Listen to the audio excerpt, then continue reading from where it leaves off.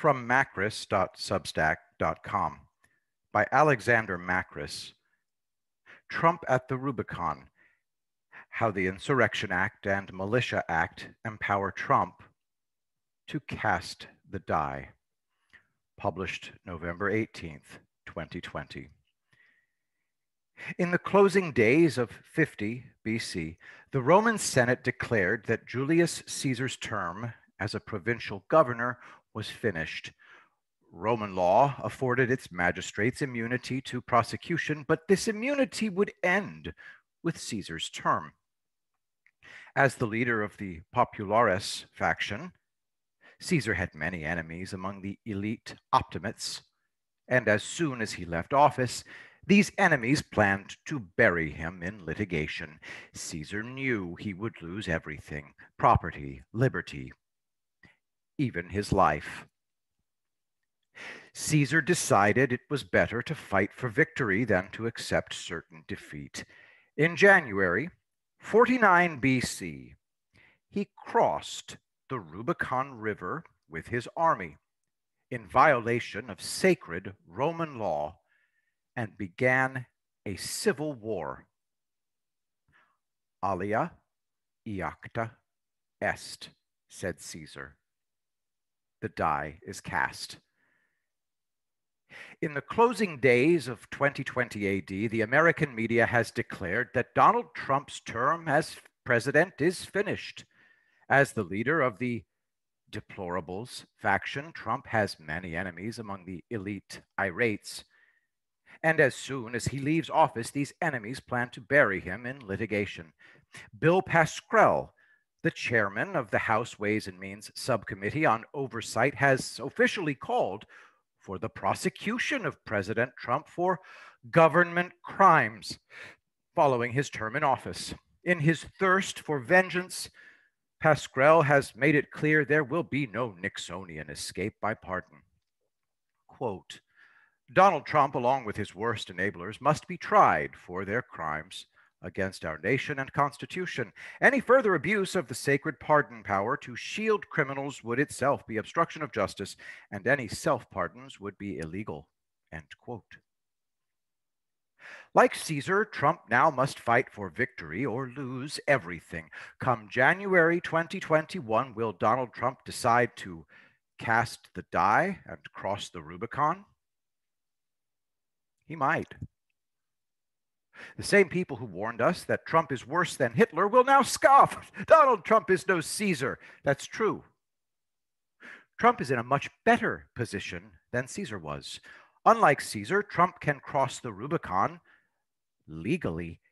He need violate no sacred law.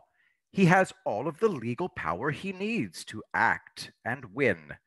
Congress has given it to him. All he needs to do is invoke the Insurrection Act. Invoking the Insurrection Act. During the 2020 summer protests and riots, commentators on both the left and right argued about whether Trump would use the so-called Insurrection Act against the crowds. Strangely, no one seems to be considering the fact that Trump could use it now. The history of the Insurrection Act dates back all the way to 1797.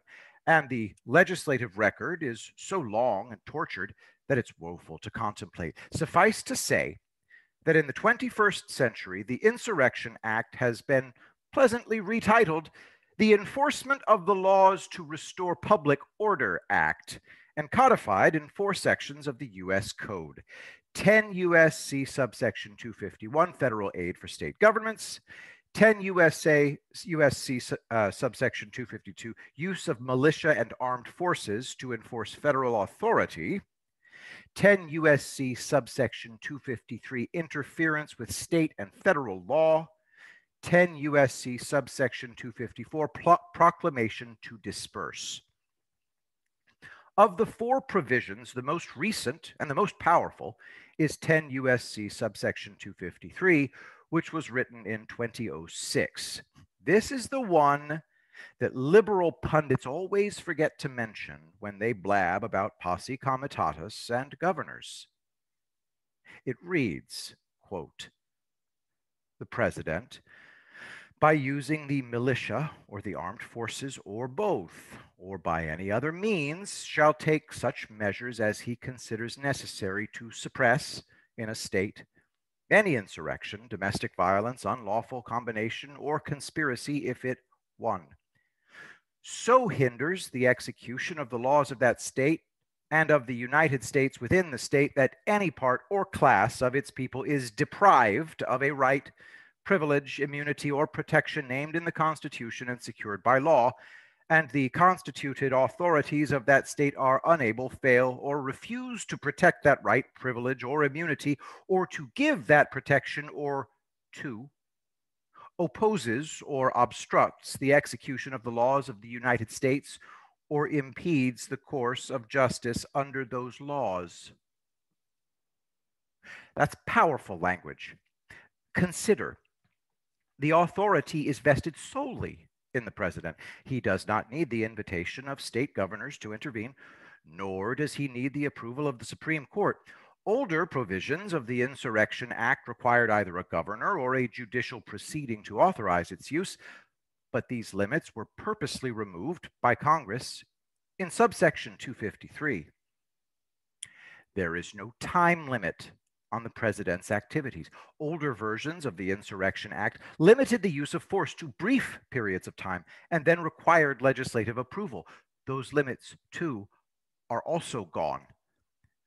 The president is allowed to use any means that he, and again, he needs no one else, considers necessary.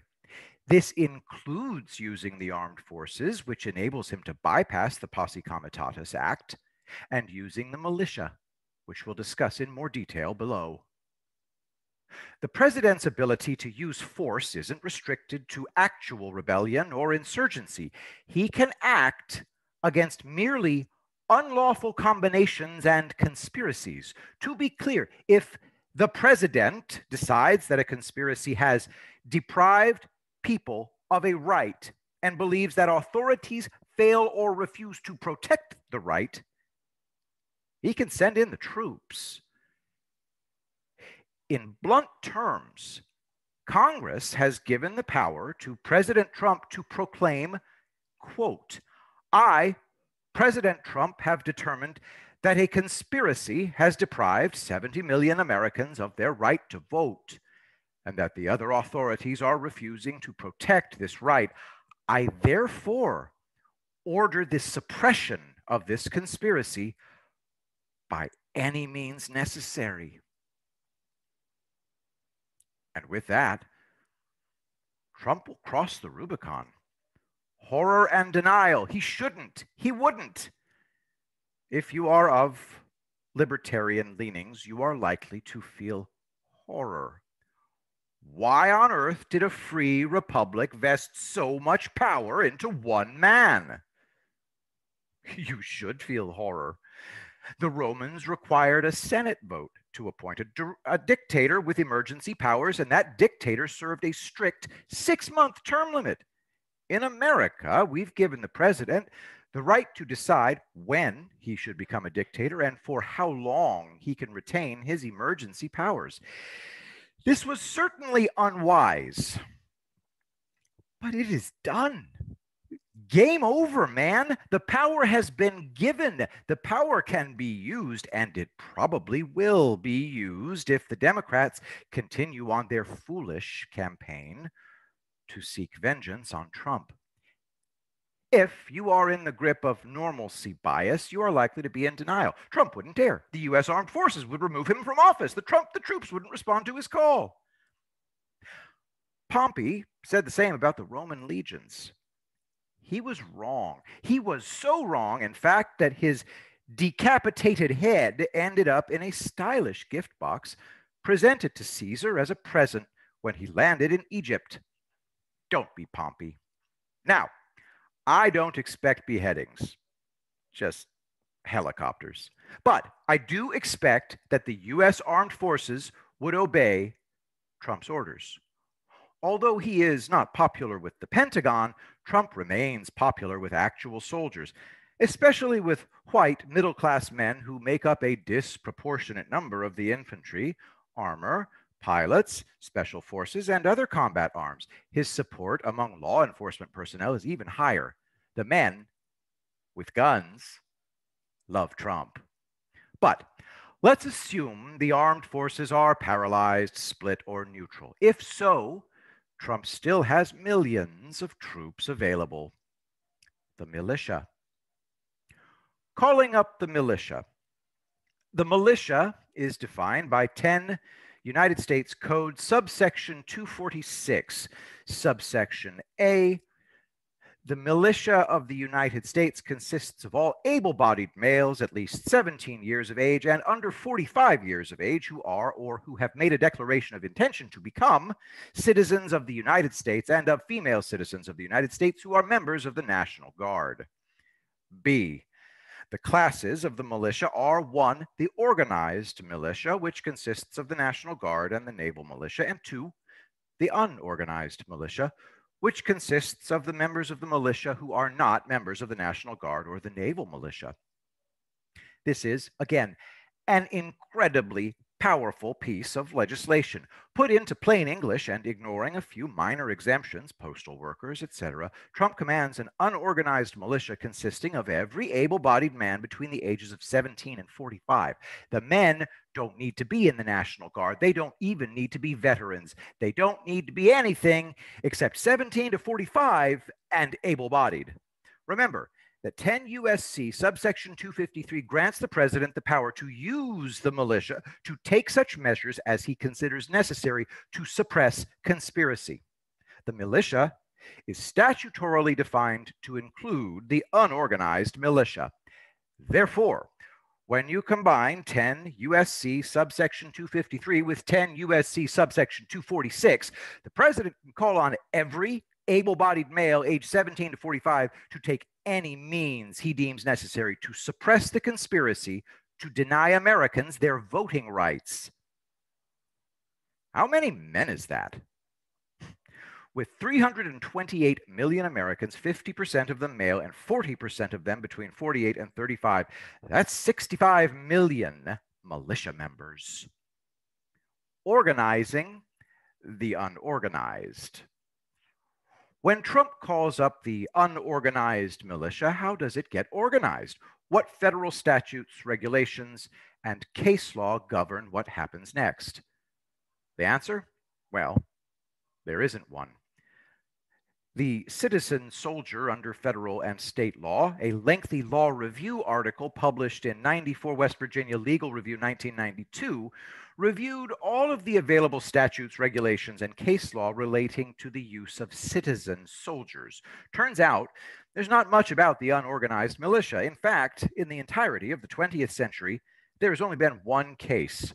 Quote, in 1946, Virginia Governor William Mumford Tuck issued a call to the state's unorganized militia to come to the aid of the state to quell a labor dispute, end quote. Let's quickly look at what happened. According to the Encyclopedia of Virginia, the crisis began when the International Brotherhood of Electrical Workers, IBEW Union, announced that its members would strike against the Virginia Electric and Power Company unless its demands were met by a deadline of April 1st, 1946.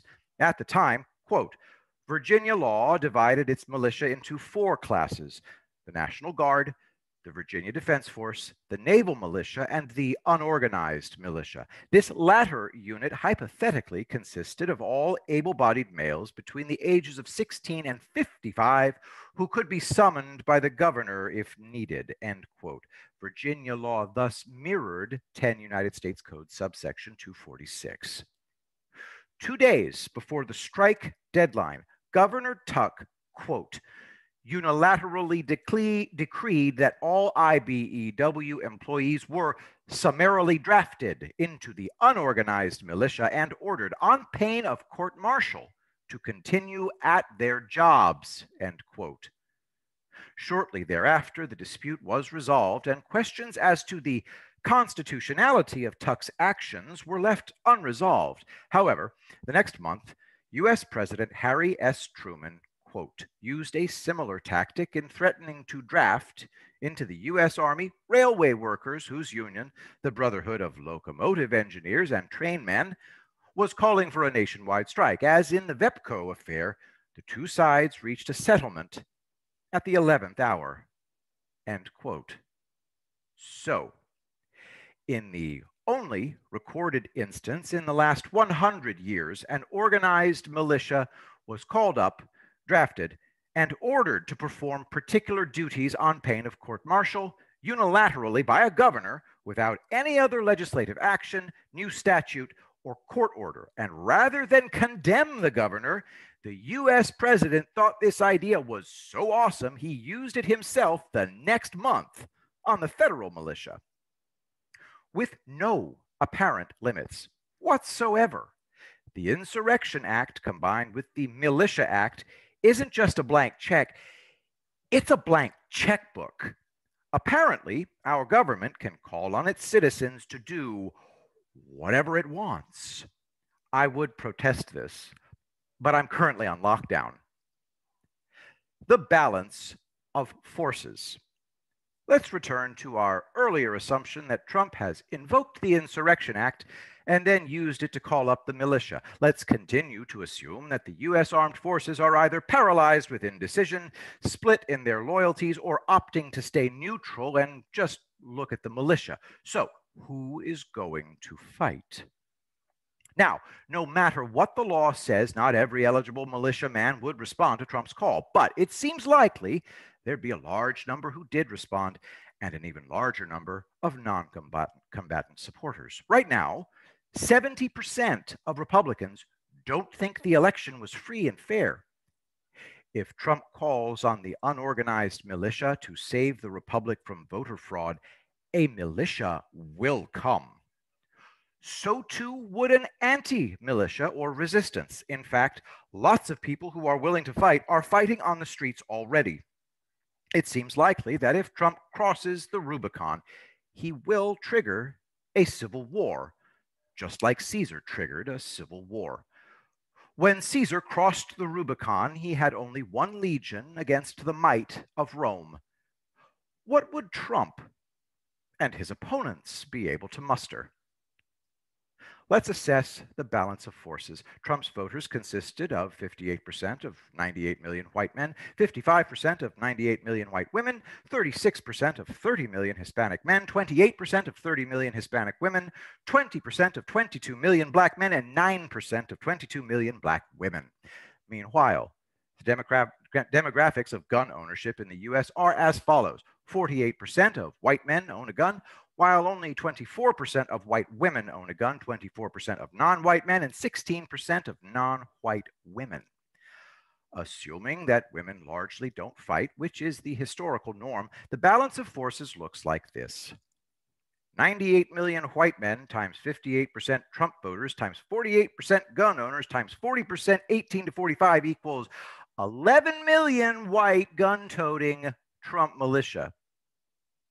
36 million Hispanic men times 30% Trump voters times 24% gun owners times 40% 18 to 45, 1 million Hispanic gun-owning Trump militia.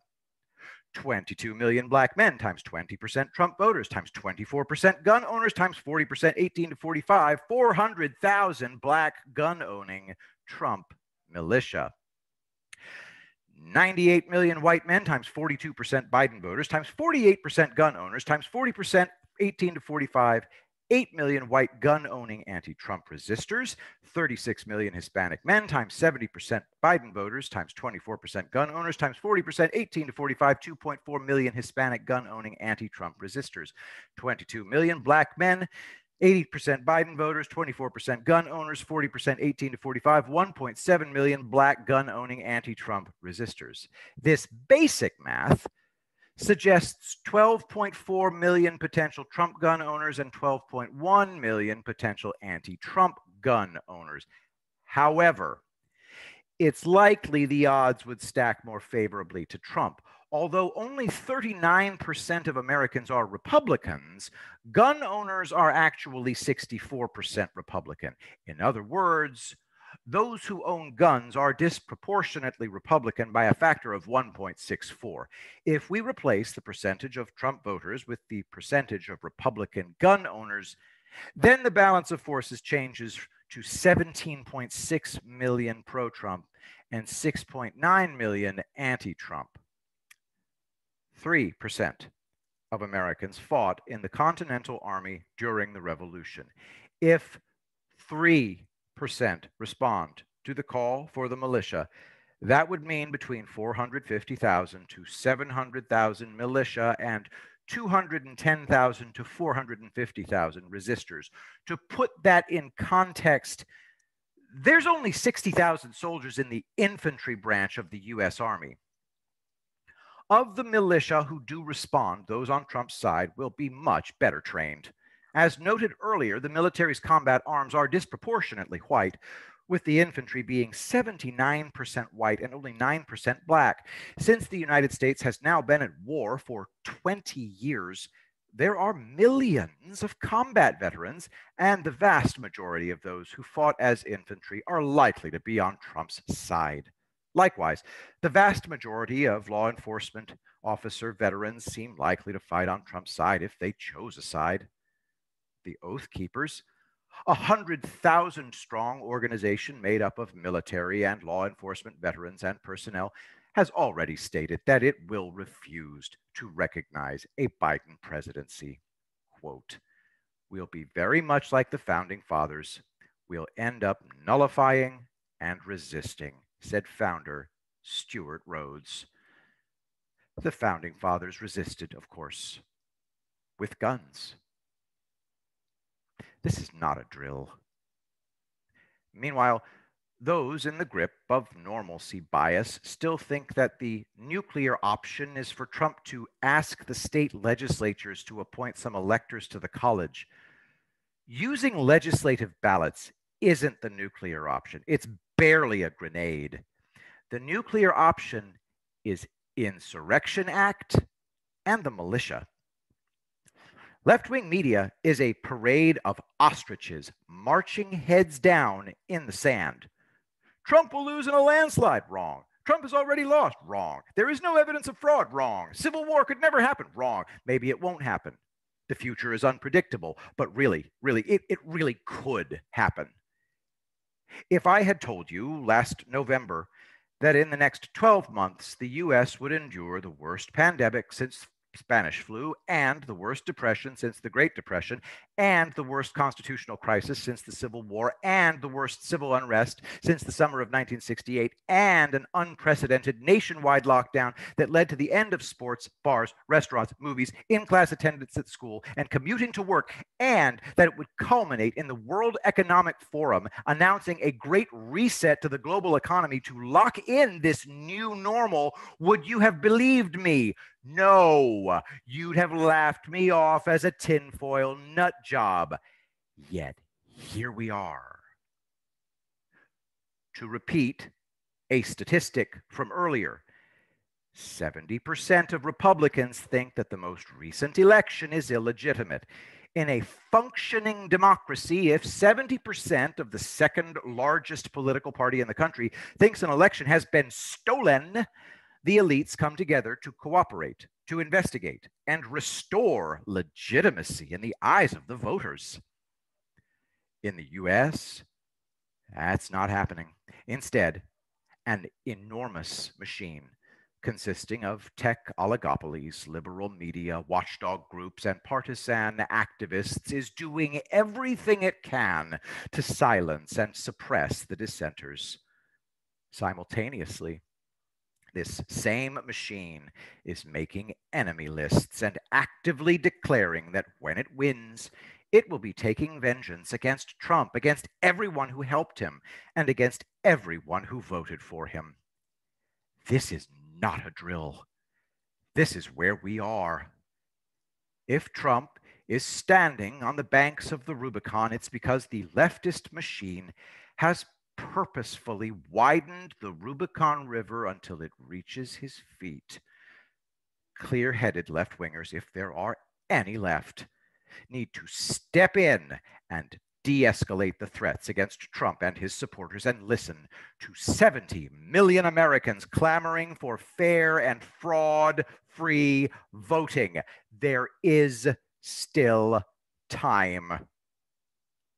Otherwise, as another great military leader put it, when on death ground, you must fight. Update, November 20th, 2020, 12:30 a.m. This afternoon, Trump's legal team made serious allegations of election fraud in the presidential election and indicated their intent to pursue these allegations in as many as 10 states.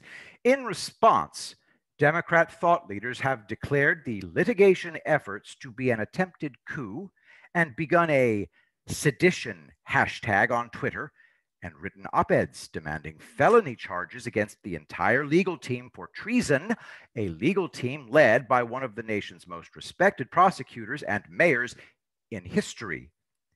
Taking the position that litigating before the Supreme Court is sedition is a perfect example of purposely widening the Rubicon River until it reaches Trump's feet. I will be the greatest president that God ever created.